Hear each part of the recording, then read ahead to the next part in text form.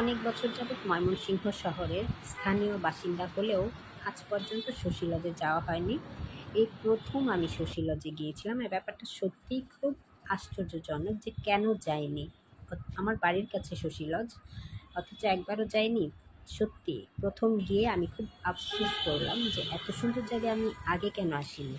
Shashi lodge Mymensingh শহরের প্রাণকেন্দ্র কাচারীঘাট এলাকায় ব্রহ্মপুত্র নদীর তীরে গড়ে ওঠা প্রাচীন নিদর্শন, ময়মনসিংহ জাদুঘর বা রাজবাড়ি নামে পরিচিত।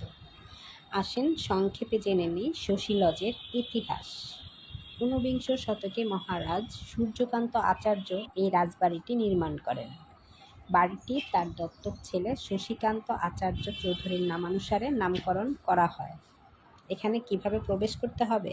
প্রবেশ পথে আপনারা বাম পাশে টিকিট কাউন্টার দেখতে পাবেন এবং 30 টাকা দিয়ে টিকিট কাটতে হবে।